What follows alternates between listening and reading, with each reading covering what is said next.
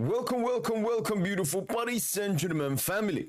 As you can see by the title and the thumbnail, I wouldn't say from a Paris Saint-Germain's perspective that much because of our high revenue and everything. But obviously, anything can change in football very quickly. But the footballing world, the European footballing world, needs the Super League. Why? Because there already is a Super League, but only available for the Premier League teams. Look at the transfer market transfers so far this summer. Wirtz, Babar Premier League side, Ekitike Premier League, Sesko Premier League, Mbuemo Premier League, Gyökeres Premier League, Konya Premier League, Zubimendi Premier League, Kudus Premier League, Joao Pedro Premier League, Elanga Premier League, Stevao Premier League, Reynolds Premier League, Gittens Premier League, Frimpong Premier League, Kirkes Premier League, and Cherki Premier League. Basically, 80% of the top 25 signings so far this summer transfer window has been by Premier League clubs. If we look at expenditure, for example, I think it becomes even worse. If you look at the Premier League, how much money? Transfer overview. They have spent 2.3 billion. They've spent 2.3 billion. Now let's take a look at La Liga. 2.23 billion they have spent this transfer window. La Liga, on the other hand, let's see how much they have spent. 500 million. 500 million compared to 2.3 billion. I mean, you can put all the other leagues alongside it. Ligue 1. How much does Ligue 1 have? Ligue 1, only 368. Bundesliga. How much is Bundesliga? Bundesliga, 580. And lastly but not least, Serie A.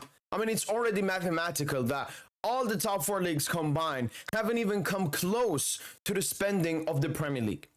This is why the Premier League is the Super League, because if the Super League is being created, that's what the Super League will be. It will be a premium competition where there will be so much money between the top clubs that the other clubs basically cannot compete. Like, if you're not in the Super League, are you really playing football at the highest level? As a football player, you know, now you can maybe hear, oh, I want to play in the Champions League, I want to play in La Liga, I want to play in Premier League, and so on. But in the future, everyone will be like, I want to play in the Super League. And Serie A, 817. Shout out to Serie A. Highest among Europe top 5 leagues outside of the Premier League. But going back to the Premier League, the issue that is happening is, and this has been going on for a very long time. For example, a club like Sunderland. A club like Sunderland, let's actually take a look at them. Sunderland is not just became a Premier League club. They just became a Premier League club, and they have bought Habib Diarra from Strasbourg. The thing with Strasbourg, I barely want to count them as a club, because they're like a satellite club of Chelsea. So their aim is not become as good as possible. Their aim is to be, you know, a secondary, subsidiary to Chelsea. You got him, Enzo Lafayette. Obviously, I think he flopped a bit at Roma, but imagine getting someone from Roma. I know that Xhaka wanted to leave. So obviously, there are some opportunistic signings. But for example, this dude, Talbi, he's a great talent at Club Brugge, and Sunderland picks him up. Why? Because they have enormous amounts of money. I'm unsure if Sunderland won the championship or if they qualified like through the playoffs. Let me see. Because I know that Sunderland qualified through the playoffs, and when they win that final, they get an insane amount of money. And they've spent so far 141 million euros. 141 million euros. Now, if you go and take a look, let's go to La Liga. A team that just got promoted.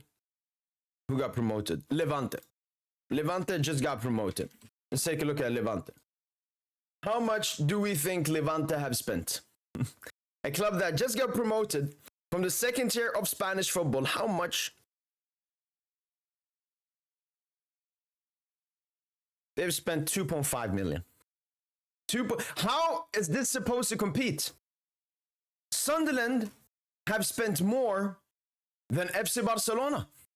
I know that Barca isn't, because they're broke, they don't have that much money and so on. Only spent 25 million. Rashford on loan. This is only Juan Garcia, I think.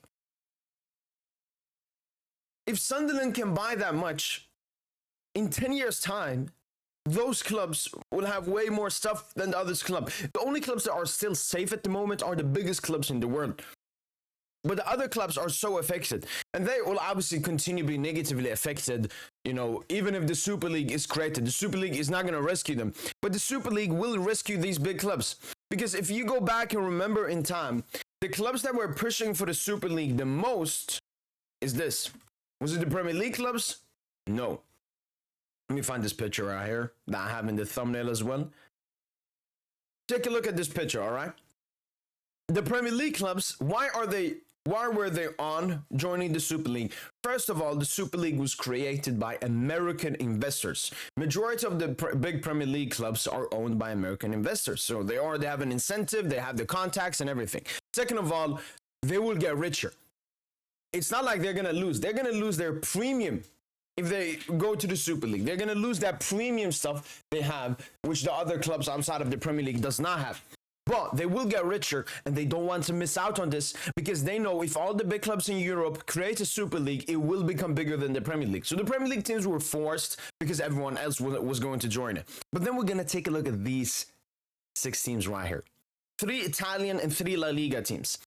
Serie A and La Liga are the 2 leagues that have been the worst ever since COVID. They haven't been able to replicate the numbers they had pre-COVID, like La Liga. Even Ligue 1. Ligue 1 has managed to come back to its pre-COVID. Obviously, Ligue 1 pre-COVID wasn't as high as pre-La Liga, so it was easier to come back to, but they have adapted through COVID. Whilst La Liga and Serie A are still having huge issues. The big clubs in Serie A are still losing out their best players constantly.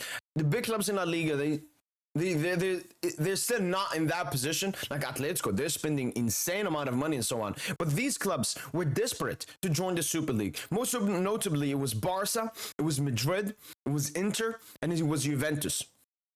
These 4 clubs were the most desperate to join the Super League because they needed the Super League. These 2 clubs have huge debts.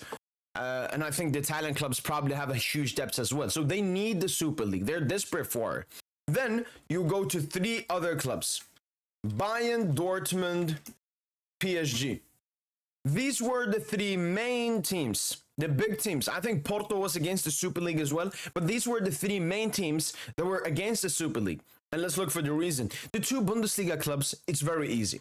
In Bundesliga, they have the 50+1 rule, which means like a foreign or an external entity cannot own more than 49% shares of the club, which means that at least 51, the majority of the club will always be held by the fan base, the club members, and so on. And the club members are obviously against the Super League. The Super League is something the rich want, the club owners want, the sponsors want, but not the people. We saw, the protests against Chelsea and everything. And Paris Saint-Germain, they were a bit interesting. Nasser Khalifi basically just played 5D chess. He was hoping that the Super League was not going to be created. And by that, he would take the power vacuum that was left. That's why Nasser Khalifi is now the European Association president. It's also Paris Saint-Germain are not desperate for the Super League like those La Liga and Serie A clubs that I mentioned. Paris Saint-Germain economically are great. Why? Because they are marketed in a beautiful way. They don't have any debt. They have extremely rich owners. So we never really needed the Super League. And Nasser played a great game, not wanting to go into him, which gave him so much power in European football. But now, going back to, we're now in 2025. The last time the Super League was pushed was like 2020, 2021, around COVID time. The Super League will come back. It has to come back. It has to come back. First of all, footballistically, you're going to get the best against the best all the time. I mean, who does not want that? Imagine all the best teams in one league table. Then you can actually determine much easier what's the best team in the world. Because still, some people don't like club competition, even though I still think it's probably the best way at the moment to view the best teams in the world. But if you got all the best teams here, all of them earning a lot of money, it would be much better. Like, instead of Sunderland spending 140, it would be AC Milan spending 140. I would much rather AC Milan spends 140 than Sunderland. Or Bournemouth spends 100. I would much rather that is, I don't know, Porto or Benfica. So the Super League needs to happen, has to happen. I'm less desperate for it as a Paris Saint-Germain supporter. I'm more desperate for it as a football supporter because, as I said, it will bring great excitement. And I think at the moment, the Premier League clubs, they're moving away too much. They're moving away too much. It's going to be very hard for clubs to compete. with the Premier League and so on. You know, the Premier League has 6 teams in the Champions League this season and so on. They're going to basically stat pad the Europa League and Conference League all the time because, as I said, the competition at the top is still good. We're not seeing Premier League teams dominate the UCL. But we're seeing Premier League teams dominate the Europa League and the Conference League. Last season, Europa League final, 2 Premier League teams who were sitting 17th and 16th in their league. But they earn so much, they have already so many good players that it's going to be easier for them to win those competitions. I can't remember who won. Chelsea won the Conference League. West Ham won it a couple of years ago as well. So let me know in the comments down below, guys. Do you guys agree with that? Do you think the Super League is needed for football, especially the top clubs, obviously? And yeah, that's been it from boy PSGINT. And as usual, allez, Paris.